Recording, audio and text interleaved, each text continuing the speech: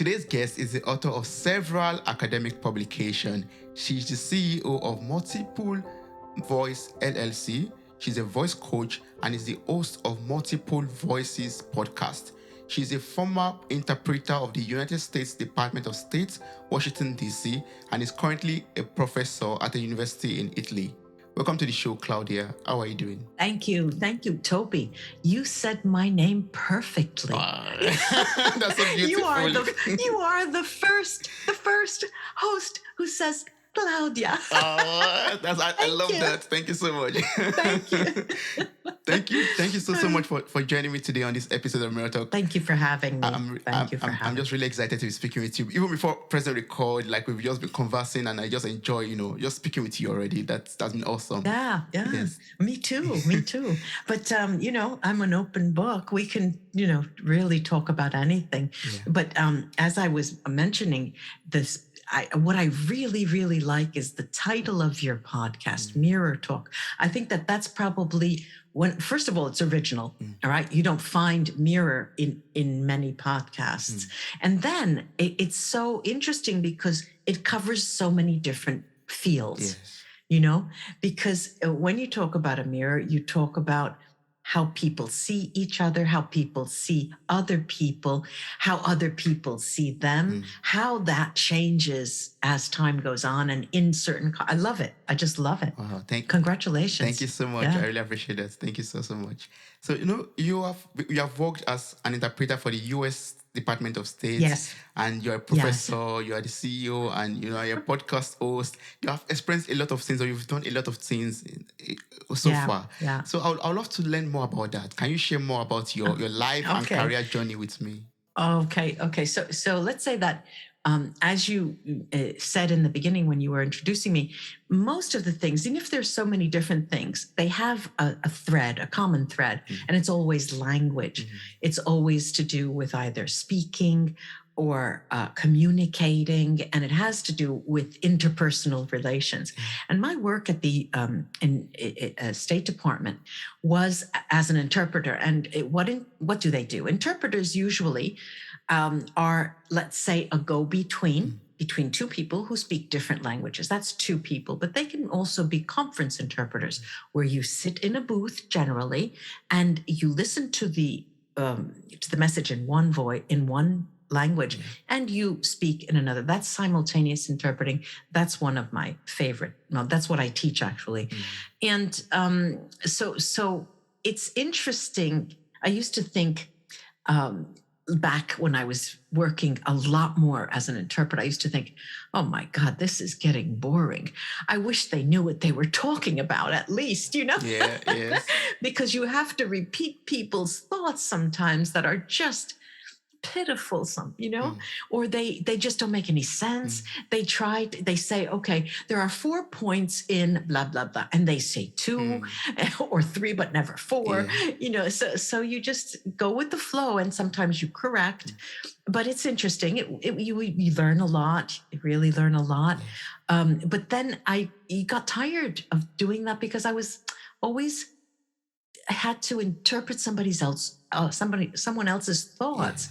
And it became, of course, easy and second nature. And it is something that there's a gift, just like any other profession. There are gifted doctors, gifted artists.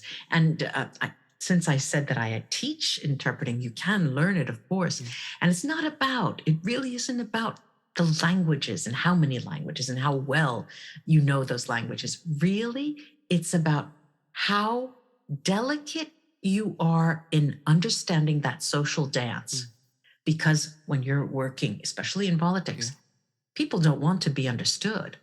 They talk, but they don't want to be understood. And that's difficult. That's really, really difficult. So there are a lot of stories. Yes. Yeah, a lot of stories there. But I'm quite interested in this interpreter work that you did for a while. Can you tell me about, the changing role of an interpreter, for example, and how does, this self-preservation in simultaneous interpreting comes into play? The role of the interpreter has changed so much over the years. Over these last 3 years, just simply because since COVID, we do not go to conferences, and we are always, I'd say 99% of the time, behind a computer now. And so you can understand how difficult that is, because we are in a conversation, Toby, and either you speak or I speak, because otherwise the people will hear two overlapping voices and they can't understand. So a lot of companies started working on that problem and created different channels and different platforms to be able to listen to the original, have people attend the conference, and also for interpreters to work. And so that was partially solved. The role of the interpreter has changed also in a different way, because many times you are not just an interpreter, but you are a confidant. If you're in a liaison situation where if you travel with the political delegate, you are their confidant, in the sense that they need information from you before they go into meetings, and they need to know from you the customs of certain countries, certain cities, certain people, and certain political parties. Can I say this? Would I be offensive if, so many of the times you're asked much more than the language programs teach you, Yes. And so that is, like I said, it's not all about the language. It's really about this social dance that's difficult. And when you talk about self-preservation, this was a study I did a while ago. It's actually the basis for my PhD. When you're talking, if I said to you, Toby, how dare you? How could you have such a podcast? You should be ashamed of yourself. That's a threat, right? Yeah. That's mean, right? Yes. That's something people just don't say, right?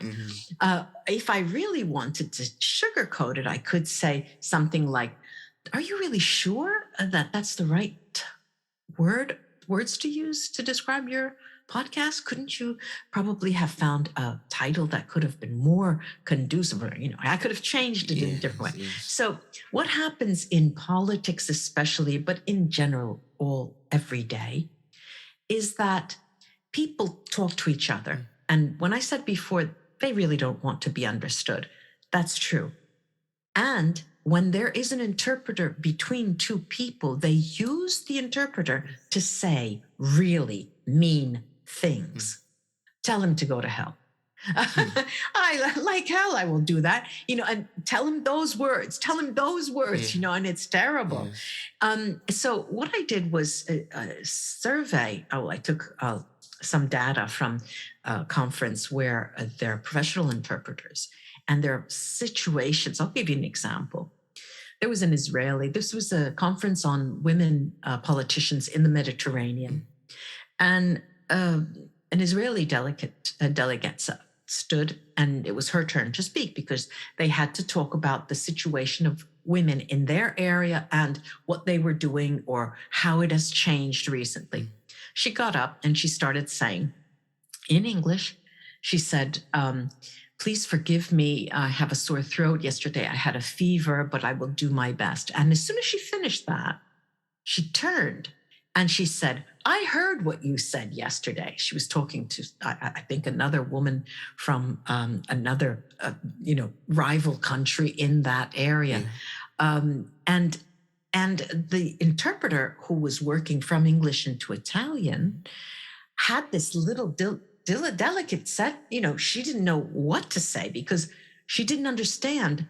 All of a sudden she was, saying, I can't speak your language, and I had a fever, but I will do my best. And then attacking this other woman all of a sudden. Yeah. Now, in English, we say you. I heard what you say.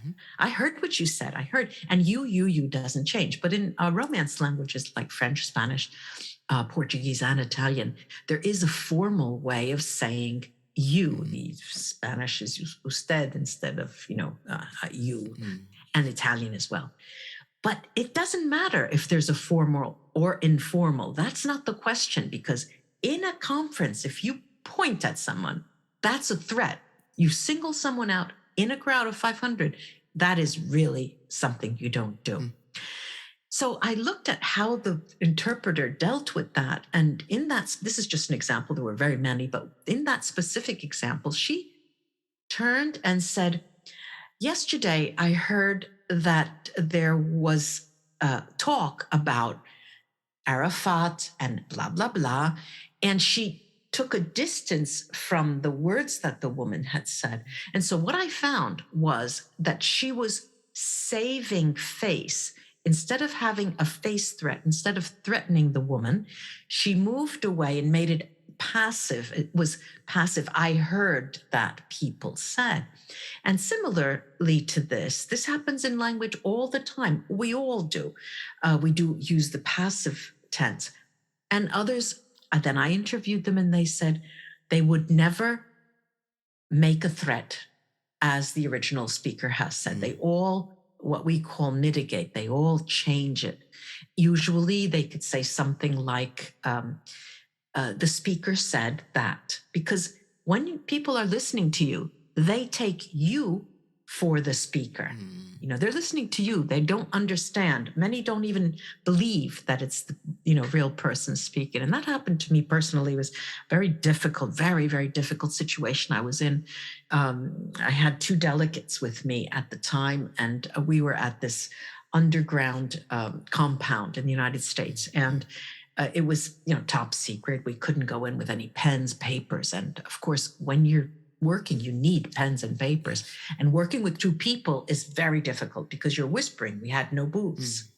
And there were 2 different political parties, and they did not get along.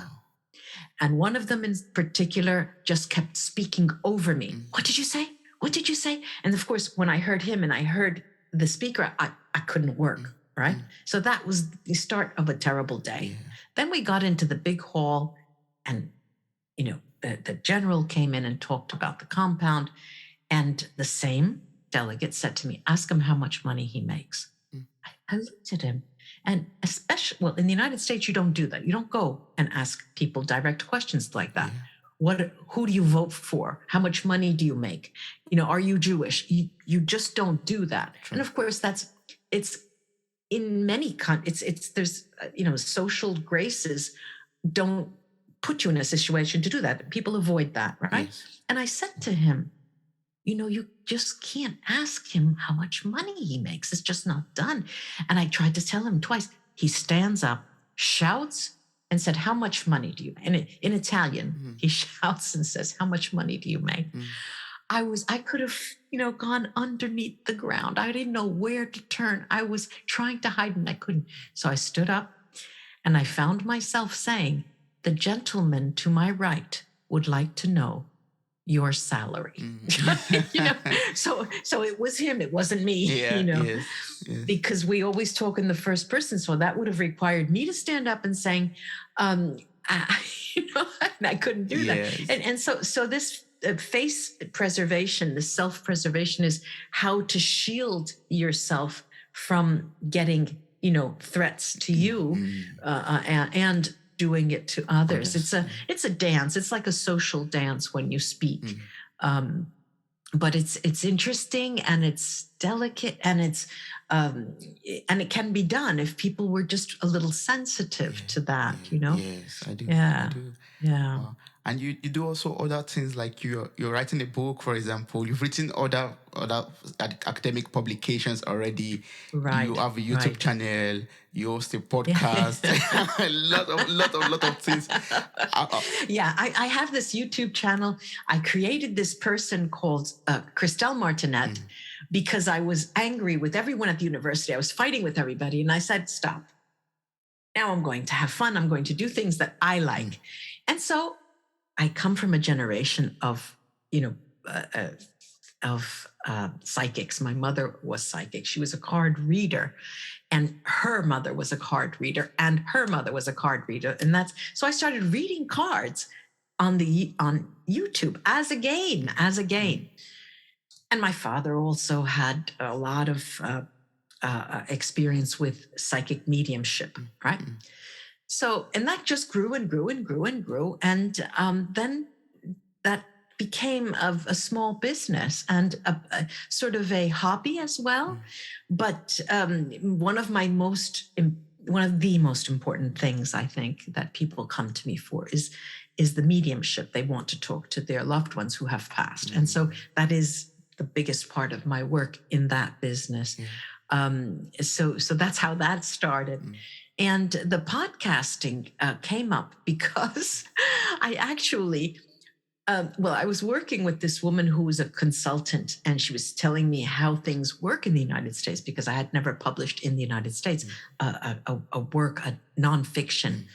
And she said, look, every now and then you have this beautiful way of writing, but every now and then you turn a corner and you become that professor and it just changed the style. Yeah. Why don't you read it out loud? Read it out loud because I heard you in YouTube. So I started a podcast called Pleasure Seeking because the name of the book is The Magic of Pleasure Seeking. I swear to you, Toby, I swear, my first few episodes were done lying in bed with my phone and talking. Just talking. Wow. And that's awesome. I know. That's awesome. And then I started reading chapters of the book, and that's how it started. So then I started branching off, and I thought, well, let me call it Multiple Voices, like my company in the United States. And because this way I can talk about politics, power, any kind of, empowerment and sex, anything. Yes. And so that's how it started. But what is interesting is that every person who you speak to is a different story. And I love the stories. I just love to listen to the stories, to people's stories. Yeah. Yes, that's awesome. Yeah. I also love that. So I love listening to people's story, like yours also right now, for example, and everything you experienced as an interpreter too. I've been fascinated by listening to the story and even wanting to know more. But I have other questions to ask you, and we have so much limited time that I have to just move on. Okay. Yeah. So all right, go. So I would love to know about the book. Actually, I would love to know about the magic of pleasure seeking. What inspired you to write this book? And we were talking about chapter 2, chapter 2 before we started the goddess. But before we start, let's just start with the inspiration behind the book. Okay. What I started, I had a project in because we do research as professors, and my area of study is power and ideology, and power in every different form. Okay, because I generally work with politics. And ideology in the broad sense, how people think, okay? So I study oral text, written, all of that kind. And I started looking at American TV series. And I was interested in, and the ones that I was watching for my own pleasure were ones that were in Washington, D.C., were in the CIA, were places that I had seen, that I had been to. So, of course, I watched them. Yes. And I started noticing the female characters. And my original project was Women of Power for the academic field. And I started looking at different TV series and studying the language, and I'm a social linguist. So that means I study the language in the context. So I had to study, for example, there was a TV series called Scandal. I think it was translated in many different languages. And it was, there was the main character called Olivia Pope. Yes. She was a fixer. She was a lawyer, and she had her own company, and she would work with high-powered professionals and politicians. Yes. And it was so interesting to see, because there was not always only the fact of being a woman, the race issue, her family. She was Black, but she went to Cambridge University, so she was different, and that's the way people interacted with her sometimes when they wanted to criticize her was amazing, So I started like that. Yes. Then I went to the CIA. There was another TV series called Homeland, where the female protagonist was an agent that was sent always abroad because she was brilliant. She was dynamic. But she had bipolarity. She was bipolar. And I thought that was so odd. How is it? And I thought to myself, you always see bipolarity in women in these shows, but not in men. And so then that was another study I did. And so I put them together and I put the notes together, and that's how Women of Power, the idea started. But in the United States, it took on the title pleasure seeking, the magic of pleasure seeking, because there was a twist. I changed the idea around. Each of these women, to me, corresponded to an archetype. For example, this Olivia Pope in Washington was a fixer. Yes. Okay. Yes. And the bipolar, her name was Carrie in the Homeland TV series. She was an agent, a secret agent, we could have called her. So that was a different archetype. Yeah. And I grouped them all together in different parts of the book. That then changed. And I thought, let me use this as a message to women, because we've got to change these dynamics, okay? Yes. Because if I study social linguistics and I study hegemonia, power, and ideology, I have to use my writing to start changing things. Yes. So I wanted to talk to millennial women, and that's 25 to 35, 25, 40, things like that. And the idea is they're struggling. They're the children of baby boomers who they criticize. They saw their parents working nonstop. They saw their parents doing certain things, buying homes, getting the car, always trying to make more and more and more. And what happens is, I'm generalizing now. What happens is, despite all of their criticism, they now are high-powered people trying to get a high-powered job. They want the family, they want children, they want the car, the house, everything. And they're suffering just as much. Why am I saying this? Because, of course, before you write a book in the United States, you have to motivate. Why are you writing this book for that target? Yes. I found that there was a high number of depression cases in the millennial women cohort in that group. Yes, yes. And but these women are also the women who are ready to just wash their hands of what they've been doing and go to the Himalayas or go off to a mountain retreat and change their life and change the nature of their business. Yeah. So I'm thinking, okay, that's what I want to get in. And I talk about archetypes such as the goddess, the queen. I talk about the fears. There are 4 fears that we all have. One of them is the victim. One of them is a child. So we talk about that. The witch, and how the witch it is linked to blood, and what blood means for the woman. Blood is actually our power. I mean, most women all over the world bleed for 3 to 7 days without dying. Yeah. I mean, that's powerful. Yeah, that's powerful. Really powerful. Yes. So that's how the book started. Wow. And I'm getting it off the ground. Yeah. Oh, that's awesome. Yeah. I'm having fun with it. Yes.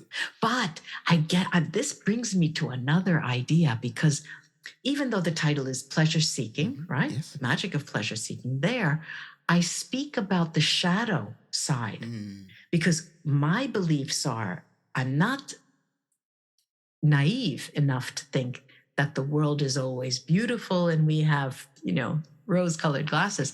But if you are happy, you have to embrace what you see in the mirror. True. Because you're not always looking at something you like. That's true. Right? That's true. I'll give you an example. Let's say you wake up, you feel horrible. Okay. You really feel horrible. It could be maybe you slept little, maybe your companion left you, you lost your job, anything, but you just feel terrible. You walk around the house, you walk outside, and you start looking at yourself in store windows. When you get back home, you cross the mirror, you look at yourself, and you look, and you're so surprised that you don't look that bad, because you felt so bad. But then when you see yourself, God, I look pretty good. Yeah. And isn't it funny how your mood changes so fast when your mirror says, come on, lady, you don't look that bad. Yeah, that's true. Yes. And so it's this inside and the outside, that game that we play with ourselves. And you really need to embrace that. You really need to, those days that shadow side through the mirror comes and gets you, you really have to look out for it and know that you're prone to do that. Yes. And how far will you go before you get out of that? Because then you cannot be happy. Otherwise, you won't be able to be, pleasant or joyful or happy. Yes. And another thing that as I speak, it's made me think of it. In my studio, you can see it because we're looking at each other. Your audience may not. Yeah. My floor is checkered, black and white. Ah, yeah. Okay. Yes. One day, I lost something. It was the bottle top, a cap of a bottle. And I just couldn't find it anywhere. Couldn't find it anywhere. I thought, okay, I'm getting old. You lose things. Okay, forget it. It'll pop up, right? Yes. My mother always used to say, look, your house does not rob, but your house just hides things. Okay.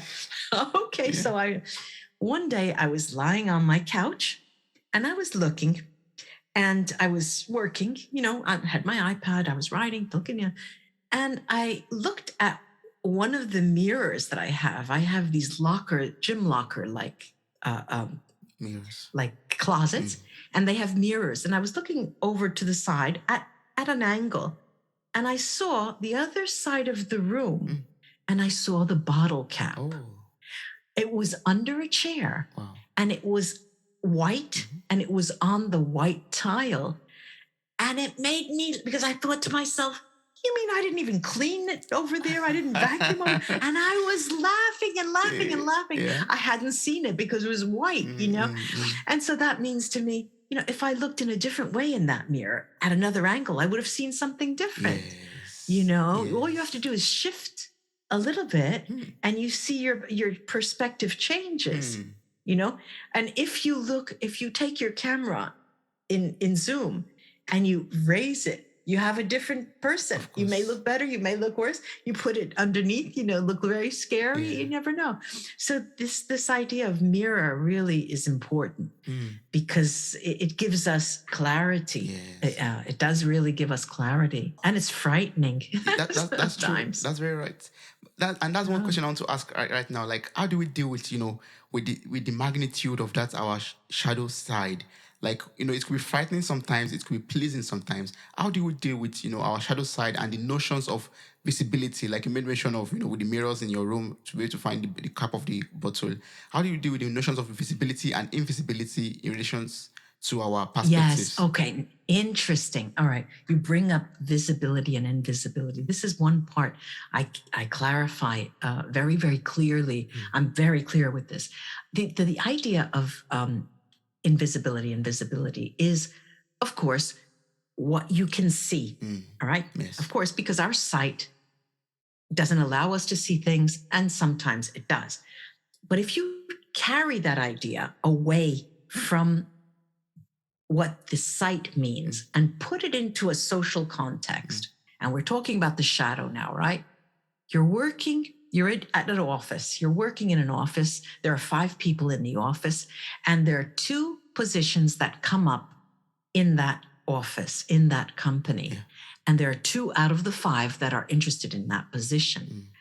You're friends, but when you find out that you both want it, something changes. Something changes. Okay. One is a man, one is a woman, let's say, just for example's sake. Yeah. When you have conversation, this has to do with power, all right? When you have conversation, I say to you, okay, Toby, look, let's say that today, let's play a game, all right? Let's play a game. I'm going to say a word, and then you give me a word, and then I have to add it. So we have to make a message. We have to create a phrase or a concept. Yeah. It's like we used to play when we were young, telephone, right? And this is a game that you play with someone to have fun, but also to be linked very, very closely, because without that other person, I couldn't finish my thoughts. And you have to you can't second guess the other person because they could say something completely different, right?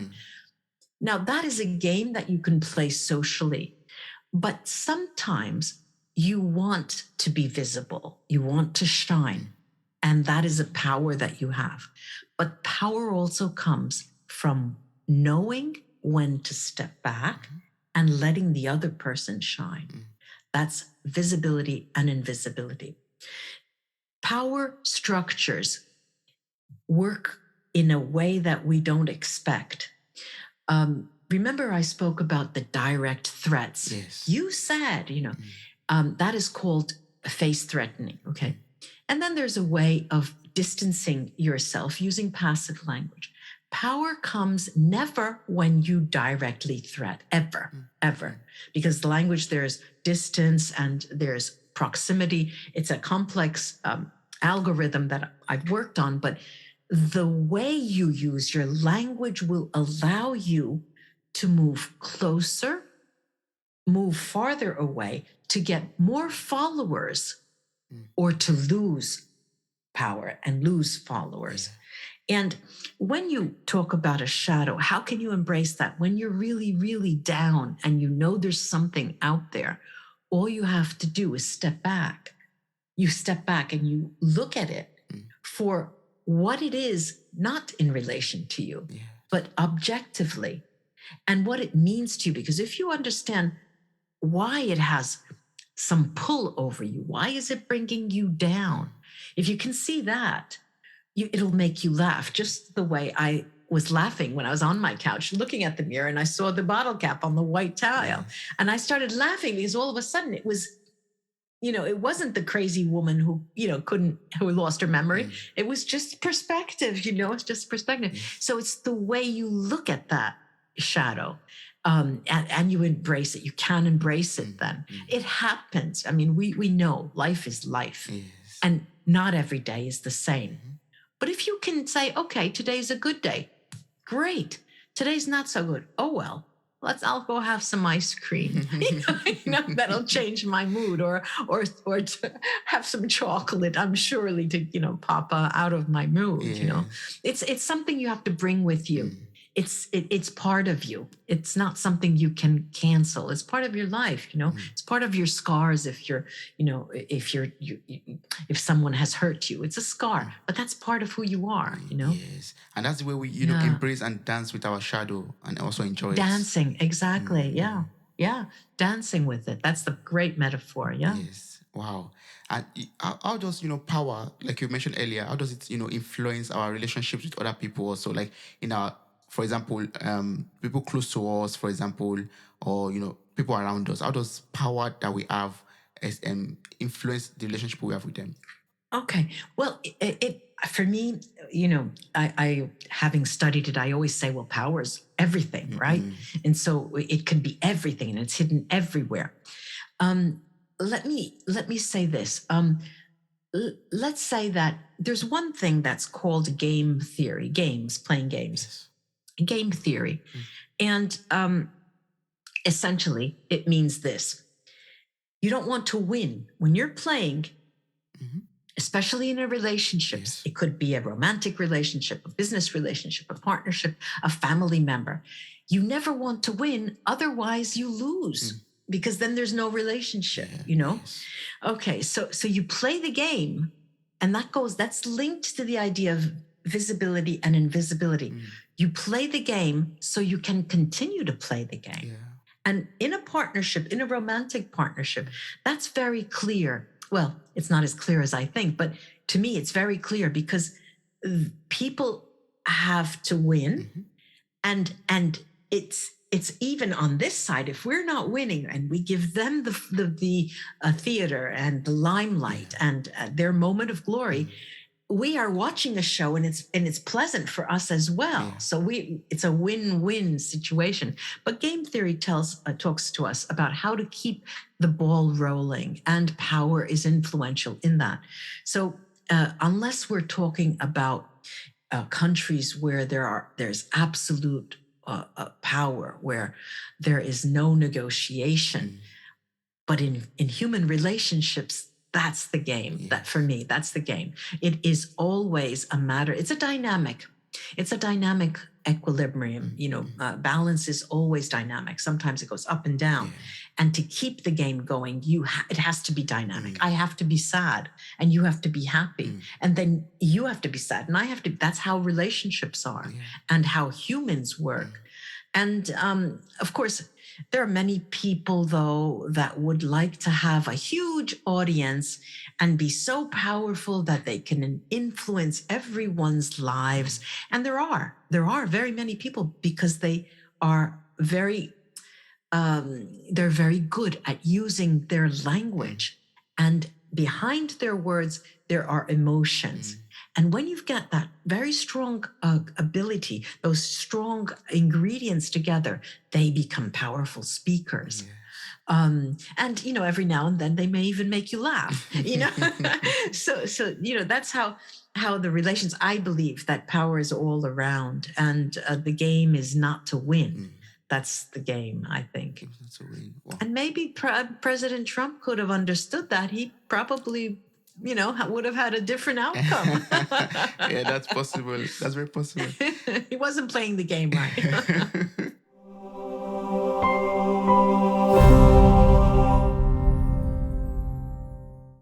Hi, friend. Are you enjoying this episode? We would love to hear from you. Kindly send us a feedback. Are you following us on Spotify, Apple Podcasts, Google Podcasts, maybe on YouTube and other podcast platforms? Are you following us on Instagram, on Twitter, on Facebook? We would love to connect with you on all platforms. Links and further details are available in the show notes of this episode. Thank you.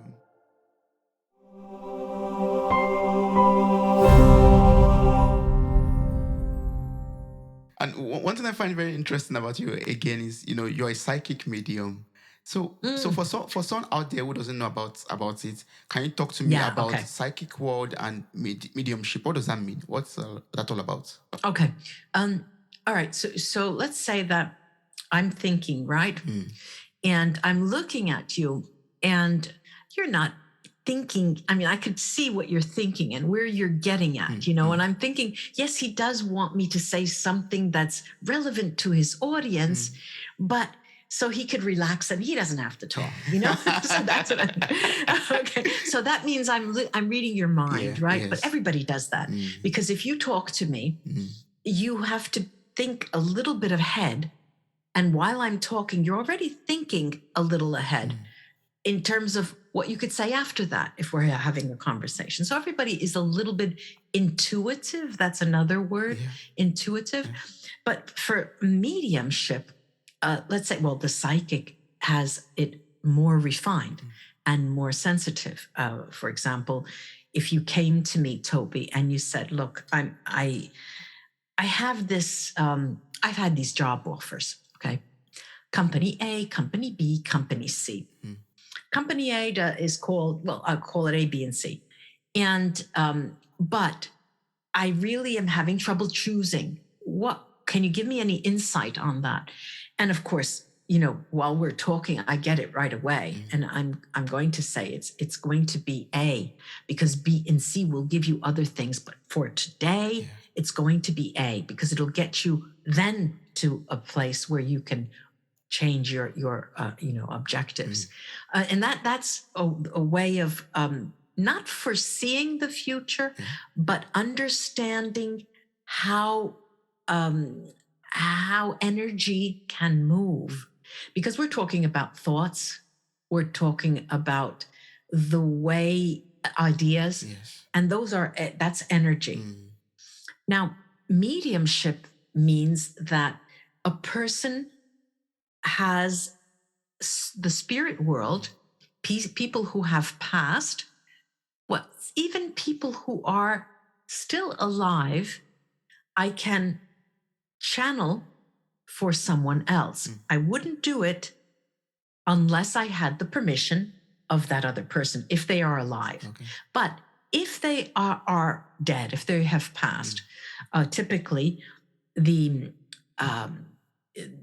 it's, let's say 80%, 85% of the clients that come to me want to talk to a relative or a loved one who have passed. And very recently, I've been receiving a lot of cases for either suicide or, which is so sad, very young people, and COVID deaths, and it's increasing. because perhaps there was no closure. They weren't able to go to the hospital to stay with them. Yeah.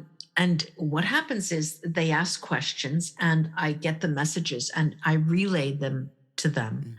And it's usually a little slow in the language. It's slower, but it comes out. And what's interesting about it is that I tell them things that I could never know. I could never know where the will was, in what closet, or what had happened when they were in the hospital. I couldn't know that, or the way they called this person when they were alive.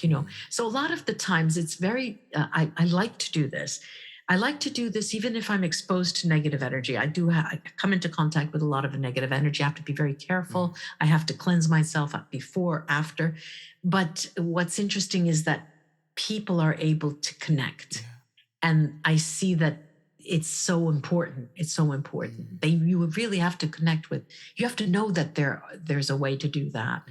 I mean, there are more spirits than humans on Earth flying around, That's true. But yeah, so it's fascinating. Wow. Well, does that have to do with anything spiritual, or is it just like you said, just energy, and that's just all about it? Well, let's say that the word spiritual has different meanings for different people. If I say to you, Toby, I'm very religious, you understand that to mean that I have a certain institutionalized religion. I'm Catholic or Jewish or Muslim, and I have certain practices. Okay, so you get that. Yes. But if I say I'm a very spiritual person, you would not even know what I'm talking about. True. And so usually the next question would be, well, in what way? Yes. And so that it depends. One person would say to you, I contact my guides, my spirit guides often, and I pray to certain lords or whatever, according to their culture, without going to the temples. Sometimes they can go to a temple and so on. So, but being a spiritual being or acting in a spiritual way for other people might also mean extending yourself to help others without profit, without, unconditionally. It's about love. It's really about extending love, and spirituality for me is love. And your spiritual essence to me is the love I see when I see someone. A lot of people call that light, and that's a metaphor. It's the same, for me. A lot of people, they talk about the soul and how their soul. Boy, you have a beautiful soul, and a lot of people, if you've asked them, well, what is the soul for you? Here again, where is it? I mean, if you look, you can't point to the soul anywhere, Yeah, that's true. And but the body is nothing without a soul. True. It's usually the soul with a body around it. True. So a lot of people call it consciousness. A lot of people call it different things. So let's say that it shifts according to the culture that you're in today, or where you grew up, and so it's very different. But there is, of course, the concept whether you are alive and you can talk to me, or you are dead and you're no longer here. And if I speak to that soul who's no longer alive, that is a spirit. Okay, and not because I do that I'm spiritual, but that is a spirit because they're not human. All right. So it's a difficult, it's very slippery. It's slippery and slidey, the idea of soul, spirituality, and what is the spirit. A lot of people talk about the soul and spirit as being the same. I don't embrace that, because I have my soul. Spirit may be my spirit guides. I know who my spirit guides are. I have their names. I can talk to them. I talk to them every single minute of the day when I need help, And so and that's interesting too. I also do spirit guide readings. I find the guides that people have, and actually the way they want to impulse the people, and how they or show themselves, and how they, what their role is in their for the person on their team. And so that's really fascinating as well. But there's one last thing about this, and I want to link it to the notion of thoughts. is that we all have to be very, very careful about what we think and how we think, because it flies right off us. And with COVID, what we're getting and what I'm seeing, usually I could say, look, Toby, after I study your profile, Yes. I create a protocol and I said, look, Toby, I see this, and this. This has come from this person. This is ancestral. This is today. That's not the case. It's changed. People are carriers. I could be a carrier for negative energy that I'm giving to you right now, for example. But it didn't originate with me, because the energy in the dynamics of the energy has changed so much. And that's why it's a time that's so changeable. It's quite difficult. It's quite difficult to get your bearings sometime. Here too, it's almost like the shadow. You have to embrace it. This is what we're going through. That's the way it is. Just, clean, go take a shower, put some perfume in the air. Yes. And just very challenging. Just live with it, yes. So from everything you've experienced so far, I've learned a lot already, like, from your days as an interpreter, and, as from your book that you're still writing now, and also from your, psychic mediumship also. Like, what was the most interesting experience that you've ever had? Like, from your interesting life already, what's the most interesting experience you've ever had? Oh, God, let's see. I want to say so many things. Childbirth. I know, and why I say that, because, even then I was writing books and everything, and I got pregnant, and I thought, okay. And you go into the hospital and you take all of these pre-pregnancy courses. But when you're there and you've got to have it, it's like an animal. You are like an animal. You get rid of all of the other things, and it comes out. And then I felt like a cow feeding the child. I mean, I wasn't ready for it the first time. That was really interesting. Yeah. Wow. Yeah. So that's it. But I think my most interesting experiences is now through the podcasting, and learning so much about other people and the wonderful conversations.